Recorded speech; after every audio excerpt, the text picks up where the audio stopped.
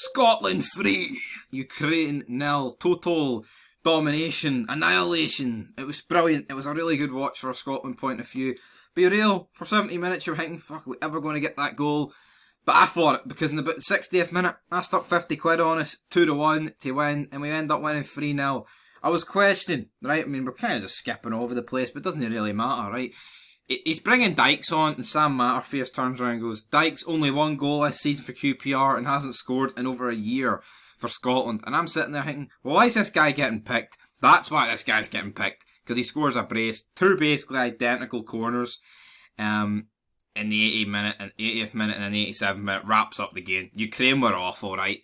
I honestly, like, it was a bit of both. Scotland's pressing was really good, and Ukraine were just, I think they were atrocious. Like, what did Craig Gordon do? Craig Gordon did nothing in that game.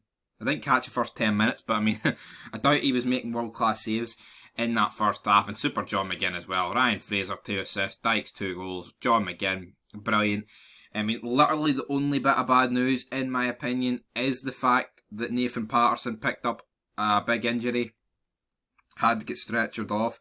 Hopefully it just looks a lot worse than what it actually is, but I'm thinking it is a bad one. But it says here, Scotland went some way to compensating for their World Cup playoff heartache by claiming a crucial Nations League victory over Ukraine at Hampden to move top of Group B1. Well, I wouldn't go as far as saying, you know, it's completely stopped any sort of leftover heartache for that game, because that still hurt. I mean, the Europa League final just happened, and then a couple of weeks later, man, that happened, and it was like 2 fucking knives in the heart, man. It wasn't good. But yeah, this was fantastic. It was, you know, you cannot dispute it, man. Patterson was brilliant. Gordon, I mean, there's not one player in that team tonight that I look at and say they were shite, or anywhere near shite. I mean, Gordon had nothing to do, so I mean, he'd probably get the lowest rating. I'll give Gordon a 7.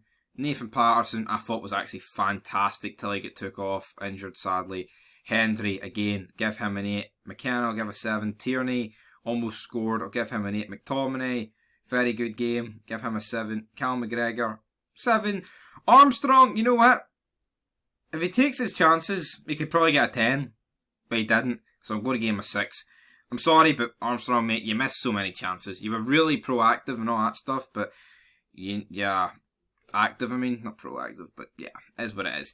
John McGinn, but I think you super John McGinn a 9. Ryan Christie fought really well as well. Shea Adams did everything but score. Kind of like Armstrong, but a bit better, so we'll give him a 7.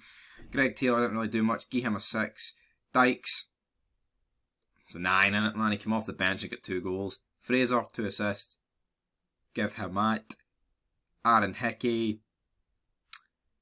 played really well. Give him an 8. McLean, didn't really see him do much. We'll give him a 7. Don't really know why he's getting picked for this Scotland team. I mean, the stats say it all. They really do. Yeah, Ukraine way more possession. Had fucking 2 more possession. And it's basically 1 at the end of the day, innit? Because you can't get 51 and 50.